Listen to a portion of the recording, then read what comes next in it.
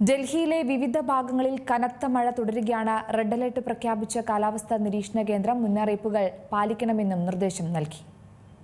Delhi NCR മേഖലയിലെ പല ഭാഗങ്ങളിലും കനത്ത മഴ തുടരുകയാണ്. ഇന്ത്യൻ കാലാവസ്ഥാ വകുപ്പ് മേഖലയിൽ റെഡ് അലർട്ട് പ്രഖ്യാപിച്ചു. മിതമായതോ കനത്തതോ ആയ മഴയും മണിക്കൂറിൽ 30 മുതൽ 40 കിലോമീറ്റർ വേഗത്തിൽ ശക്തമായ കാറ്റുമുണ്ടാകുമെന്നാണ് പ്രവചനം.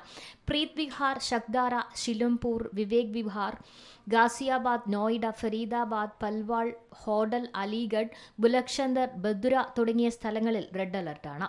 വടക്കു പടിഞ്ഞാറൻ, തെക്കു പടിഞ്ഞാറൻ ഡൽഹി, ഹരിയാന, രാജസ്ഥാൻ എന്നിവിടങ്ങളിലെ സമീപ പ്രദേശങ്ങൾ തുടങ്ങിയ മേഖലകളിൽ ഓറഞ്ച് അലർട്ട് പ്രഖ്യാപിച്ചു.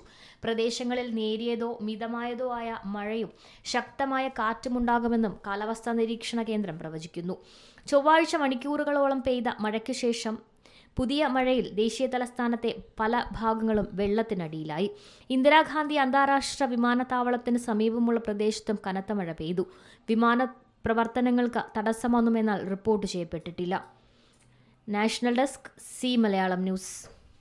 ഏറ്റവും പുതിയ വാർത്തകളും വിശേഷങ്ങളും വിരൽ തുമ്പിലറിയാൻ സി മലയാളം ന്യൂസ് എല്ലാ ഡിജിറ്റൽ പ്ലാറ്റ്ഫോമുകളിലും ലഭ്യം.